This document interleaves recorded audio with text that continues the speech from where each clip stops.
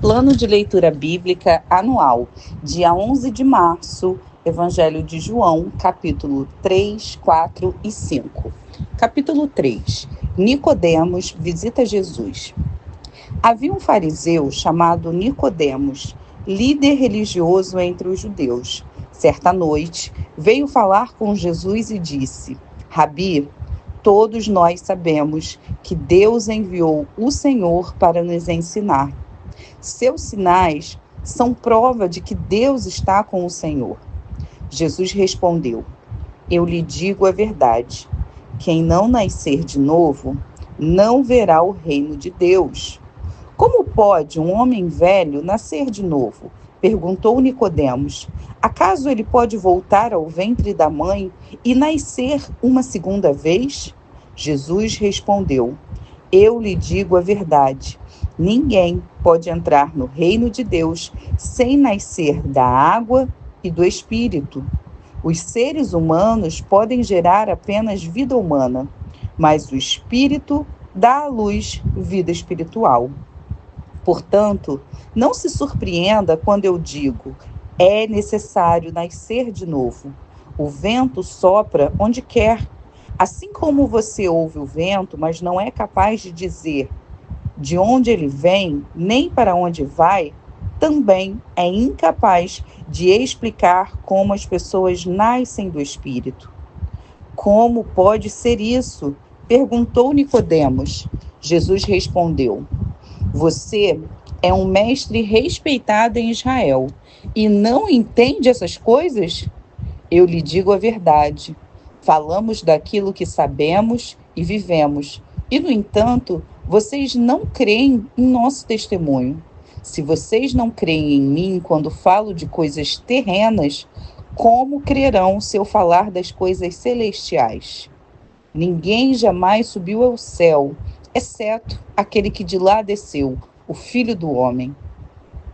E como Moisés, no deserto, levantou a serpente de bronze numa estaca, também é necessário que o Filho do Homem seja levantado, para que todo o que nele crer tenha a vida eterna.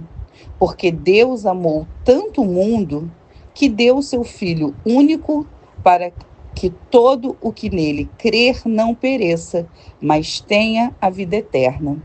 Deus enviou o seu Filho ao mundo, não para condenar o mundo, mas para salvá-lo por meio dele. Não há condenação alguma para quem crer nele, mas quem não crer nele já está condenado por não crer no Filho único de Deus. E a condenação se baseia nisto: a luz de Deus veio ao mundo, mas as pessoas amaram mais a escuridão que a luz, porque seus atos eram maus. Quem pratica o mal odeia a luz e não se aproxima dela, pois teme que seus pecados sejam expostos. Mas quem pratica a verdade se aproxima da luz, para que outros vejam que ele faz a vontade de Deus. Então, Jesus e seus discípulos saíram de Jerusalém e foram à região da Judéia. Jesus passou um tempo ali com eles, batizando. Nessa época, João também batizava em Enom, perto de Salim, pois havia ali bastante água. E o povo ia até ele para ser batizado. Isso aconteceu antes de João ser preso. Surgiu uma discussão entre os discípulos de João e certo judeu a respeito da purificação cerimonial. Os discípulos de João foram falar com ele e lhe disseram: Rabi, o homem que o Senhor encontrou no outro lado do rio Jordão, aquele de quem o Senhor deu testemunho, também está batizando. Todos vão até ele. João respondeu: Ninguém pode receber coisa alguma a menos que lhe seja concedida do céu. Vocês sabem que eu lhes disse claramente: eu não sou o Cristo. Estou aqui apenas para preparar o caminho para ele. É o noivo que se casa com a noiva. O amigo do noivo simplesmente se alegra de estar ao lado dele e ouvir seus votos, Portanto, muito me alegro com o destaque dele. Ele deve se tornar cada vez maior e eu cada vez menor. Aquele que veio do alto é superior a todos. Nós somos da terra e falamos de coisas terrenas, mas ele veio do céu e é superior a todos. Ele dá testemunho daquilo que viu e ouviu. Mas, como são poucos os que creem no que ele diz, todo aquele que aceita seu testemunho confirma que Deus é verdadeiro, pois ele foi enviado por Deus e fala as palavras de Deus. Portanto, Deus lhe dá, sem limites, o Espírito. O Pai ama o Filho e pôs tudo em suas mãos. E quem crer no Filho de Deus tem a vida eterna. Quem não obedece o Filho não tem a vida eterna, mas a ira de Deus permanece sobre ele. Capítulo 4. Jesus sabia que os fariseus tinham ouvido dizer que ele batizava e fazia mais discípulos que João, embora Jesus mesmo não os batizasse, e sim seus discípulos. Assim, deixou a Judéia e voltou para a Galiléia. No caminho, teve de passar por Samaria. Chegou ao povoado samaritano de Sicar, perto do campo que Jacó tinha dado a seu filho José. O poço de Jacó ficava ali, e Jesus, cansado da longa caminhada, sentou-se junto ao poço por volta do meio-dia. Pouco depois, uma mulher samaritana veio tirar água, e Jesus lhe disse: "Por favor, dê-me um pouco de água para beber." Naquele momento, seus discípulos tinham ido ao povoado para comprar comida. A mulher ficou surpresa, pois os judeus se recusavam a ter qualquer contato com os samaritanos. "Você é judeu e eu sou uma mulher samaritana", disse ela a Jesus. "Como é que me pede água para beber?" Jesus respondeu: "Se ao menos você soubesse que presente de Deus tem para você e com quem está falando, você me pediria e eu lhe daria água viva. Mas você não tem corda nem balde, e o poço é muito fundo", disse ela. "De onde tiraria essa água? Além do mais, você se considera mais importante que nosso antepassado Jacó, que nos deu esse poço? Como pode oferecer água melhor que essa que Jacó, seus filhos e seus animais bebiam?" Jesus respondeu: "Quem bebe dessa água logo terá sede outra vez. Mas quem bebe da água que eu dou nunca mais terá sede. Ela se torna uma fonte que brota dentro dele, e ele dá a vida eterna." "Por favor, Senhor, dê-me dessa água", disse a mulher.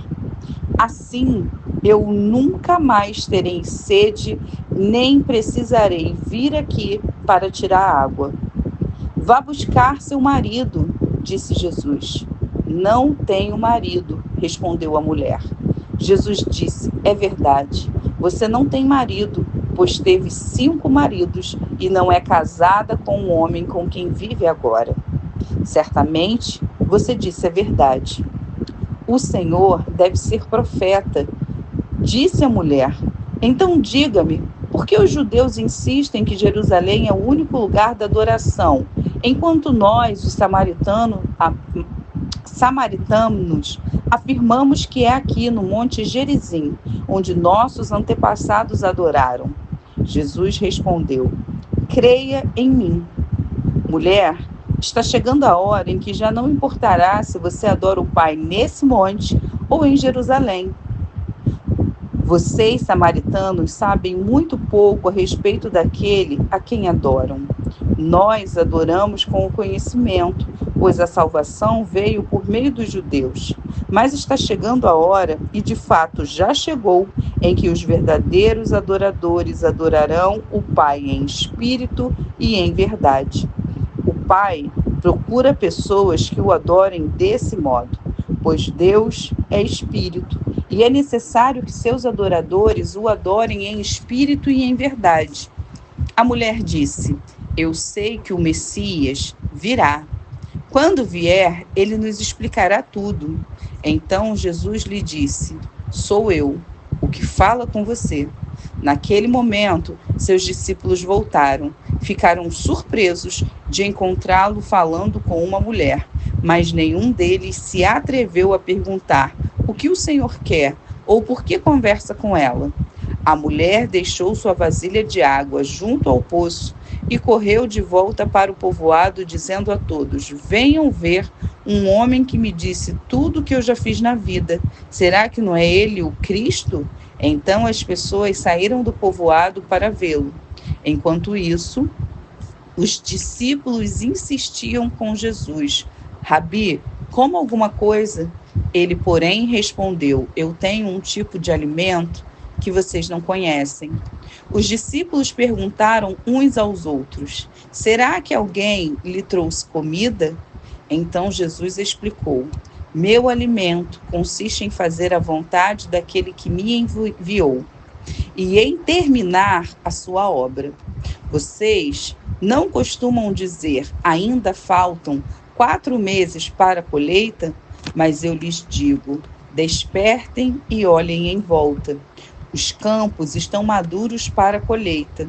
Os que colhem já recebem salário, e os frutos que ajuntam são as pessoas que passam a ter a vida eterna. Que alegria espera tanto o que semeia como o que colhe. Vocês conhecem o ditado: um semeia e o outro colhe. E é verdade, eu envio vocês para colher onde semearam. Outros realizaram o trabalho, e agora vocês ajuntarão a colheita. Muitos samaritanos do povoado creram em Jesus por causa daquilo que a mulher relatou. Ele me disse tudo o que eu já fiz. Quando saíram para vê-lo, insistiram que ficasse no povoado. Jesus permaneceu ali 2 dias, e muitos outros ouviram sua palavra e creram.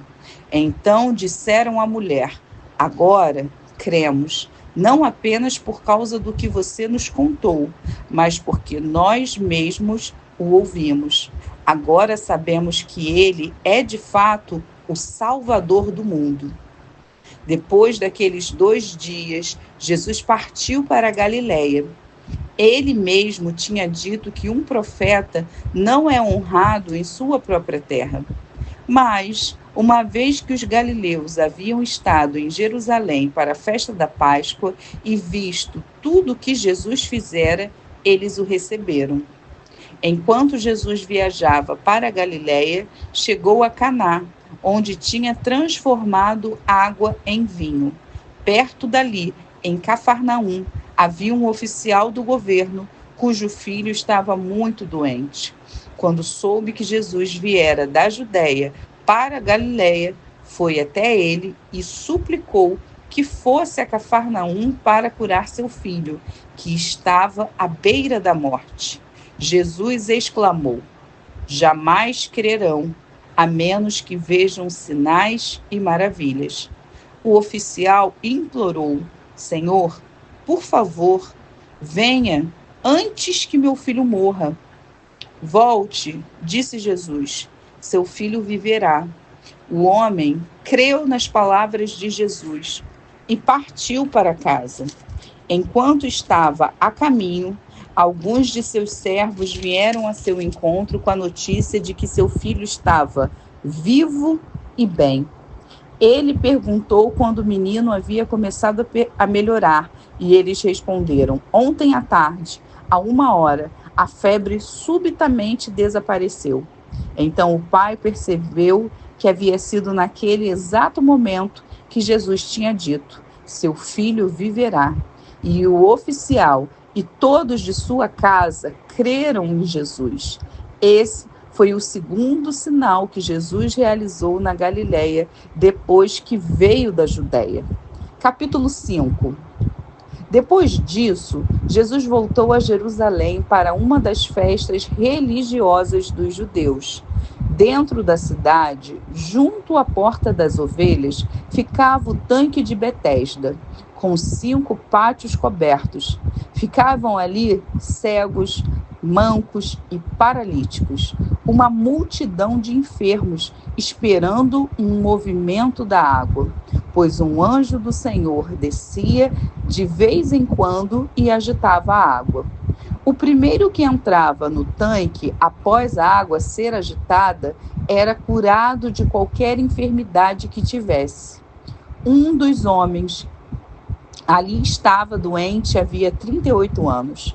Quando Jesus o viu e soube que estava enfermo por tanto tempo, perguntou-lhe: Você gostaria de ser curado? O homem respondeu: Não consigo, Senhor, pois não tenho quem me coloque no tanque quando a água se agita. Alguém sempre chega antes de mim.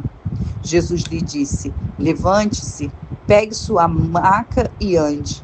No mesmo instante, o homem ficou curado. Ele pegou sua maca e começou a andar.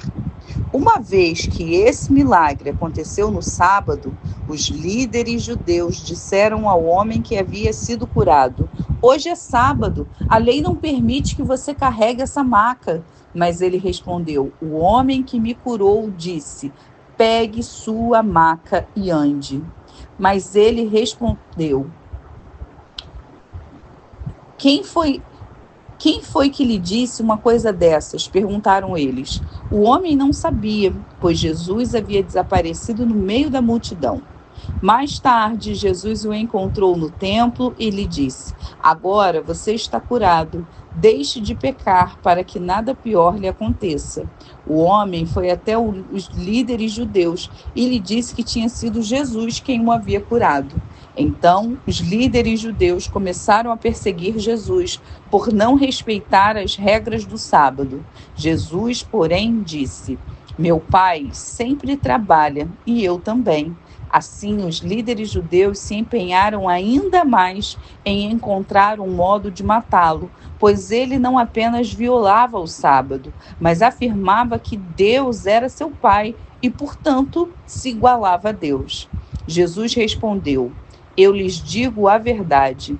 O filho não pode fazer coisa alguma por sua própria conta.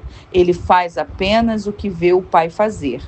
Aquilo que o pai faz, o filho também faz, pois o pai ama o filho e lhe mostra tudo o que faz. Na verdade, o pai lhe mostrará obras ainda maiores que estas, para que vocês fiquem admirados, pois assim como o pai dá vida àqueles que ele ressuscita dos mortos, também o filho dá vida a quem ele quer. Além disso, o pai não julga ninguém, mas deu ao filho autoridade absoluta para julgar, para que todos honrem o filho como honram o pai. Quem não honrar o filho, certamente não honra o pai que o enviou. Eu lhes digo a verdade: quem ouve minha mensagem e crê naquele que me enviou, tem a vida eterna. Jamais será condenado, mas já passou da morte para a vida. E eu lhes asseguro que está chegando a hora, e de fato já chegou, em que os mortos ouvirão minha voz, a voz do Filho de Deus, e aqueles a quem ouvirem viverão. O Pai tem a vida em si mesmo e concedeu a seu Filho igual poder de dar vida, e lhe deu autoridade para julgar a todos, porque ele é o Filho do homem. Não fiquem tão surpresos. Na verdade, vem o tempo em que todos os mortos ouvirão, e seus túmulos, a voz do Filho de Deus, e ressuscitarão. Aqueles que fizeram o bem ressuscitarão para terem vida eterna, e aqueles que continuaram a fazer o mal ressuscitarão para serem julgados. Não posso fazer coisa alguma por minha própria conta. Julgo conforme aquilo que Deus me diz. Logo, meu julgamento é justo, pois não faço minha própria vontade, mas a vontade do Pai que me enviou. Se eu testemunhasse a respeito de mim mesmo, meu testemunho não seria válido, mas há outro que também testemunha sobre mim, e eu lhes asseguro que tudo que ele diz a meu respeito é verdadeiro. Vocês enviaram investigadores para ouvir João, e o testemunho dele sobre mim é verdadeiro. Claro que não tenho necessidade alguma de testemunhas humanas, mas digo essas coisas para que vocês sejam salvos. João era como uma lâmpada que queimava e brilhava, e por algum tempo vocês se empolgaram com a mensagem dele. Mas eu tenho um testemunho maior que o de João, as obras que realizo. O Pai me deu essas obras para concluir, e elas provam que ele me enviou. E o Pai que me enviou testemunhou ele próprio a meu respeito. Vocês nunca ouviram sua voz, nem o viram pessoalmente, e não têm sua mensagem no coração, pois não creem em mim, aquele que foi enviado por ele. Vocês estudam minuciosamente as Escrituras, porque creem que elas dão vida eterna. Mas as Escrituras apontam para mim, e, no entanto, vocês se recusam a vir a mim para receber essa vida. Sua aprovação não vale nada para mim, pois eu sei que o amor a Deus não está com vocês. Eu vim em nome de meu Pai, e vocês me rejeitaram. Se outro vier em seu próprio nome, vocês o receberão. Não é de admirar que não possam crer, pois vocês honram uns aos outros, mas não se importam com a honra que vem do único Deus. Mas não sou eu quem os acusará diante do Pai. Moisés os acusará. Sim, Moisés, em quem vocês põem sua esperança. Se crescem de fato em Moisés, creriam em mim, pois ele escreveu a meu respeito. Contudo, uma vez que não creem naquilo que ele escreveu, como crerão no que eu digo?